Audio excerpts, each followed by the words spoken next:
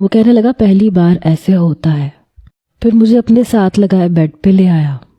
اس کی آنکھوں میں وارفتگی بڑھنے لگی۔ اس نے لیمپ کا بٹن بجھا دیا۔ کہنے لگا باقی کی خدمت مجھے کرنے دو پلیز۔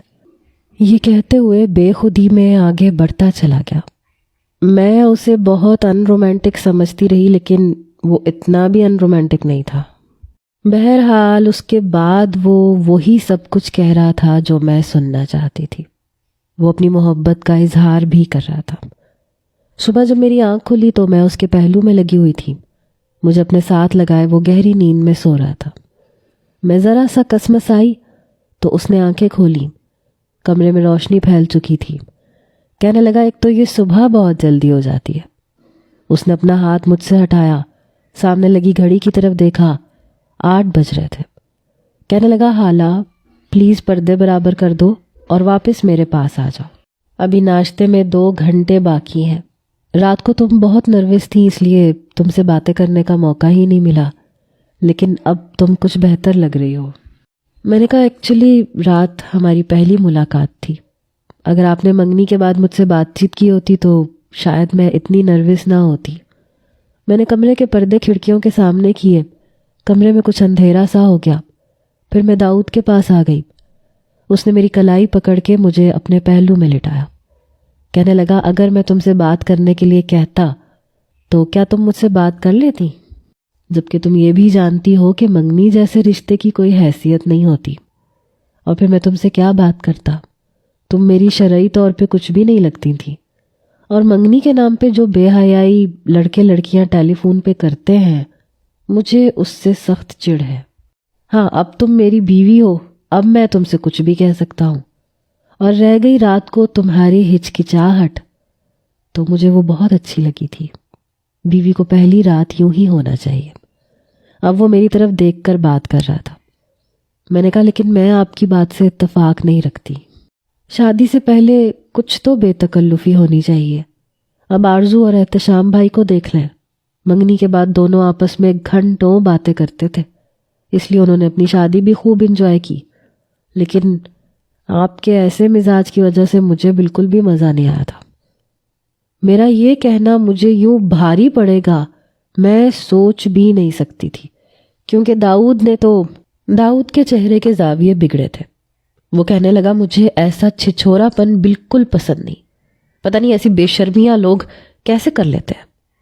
اس کا موڈ خراب ہوا تھا اور وہ مجھ سے پیچھے ہٹ گیا۔ پھر کہنے لگا میں سونا چاہتا ہوں۔ میں بھی پیچھے ہٹ گئی۔ نیند تو آ نہیں رہی تھی، اس لیے میں نے الماری میں سے اپنے کپڑے نکالے، نہا کے کپڑے پہن کے تیار ہو گئی۔ میں میک اپ کر رہی تھی، سویا ہوا تو وہ بھی نہیں تھا، مجھے ہی دیکھ رہا تھا۔ پھر اٹھ کے میرے پاس آ گیا، میرے بالوں پہ ہاتھ پھیرنے لگا۔ کہنے لگا اتنی بھی کیا جلدی تھی تمہیں نہانے کی؟ میں نے کہا آپ کو نیند آ رہی تھی، مجھے نہیں آ رہی تھی، سوچا تھا کہ نہا کے باہر چلی جاتی ہوں، کچھ وقت میں آپ کی والدہ کے ساتھ گزار لیتی ہوں تاکہ آپ کی نیند پوری ہو جائے۔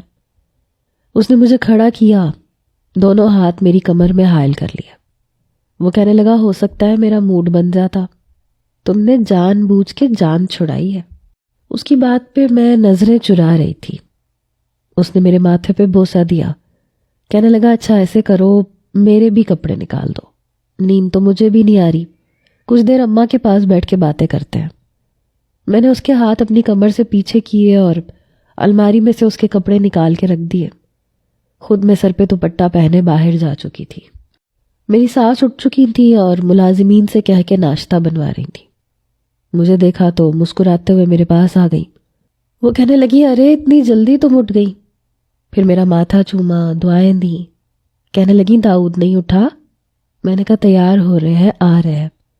پھر میری ساس کہنے لگی کہ اچھا بیٹا تم یہاں بیٹھو، میں ناشتہ لگواتی ہوں۔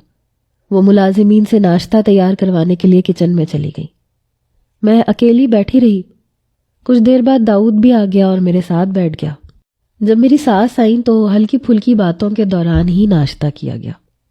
آج احتشام اور آرزو کا ولیمہ تھا اور ہمارا ولیمہ کل تھا، تاکہ میں اس کا ولیمہ دیکھ سکوں اور وہ میرا۔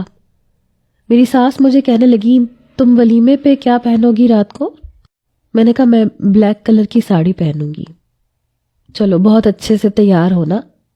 میں نے کہا جی ٹھیک ہے. شام تک میں اپنی ساس کے ساتھ ہی بیٹھ کے باتیں کر کے وقت گزارتی رہی. البتہ داؤد کچھ دیر کے لیے باہر چلا گیا تھا، پھر وہ شام کو ہی واپس آیا. میں نے اس کا بلیک کلر کا پینٹ کوٹ بھی نکال دیا اور اپنی بلیک ساڑی بھی. جب وہ کمرے میں آیا تو میں ساڑی پہن چکی تھی.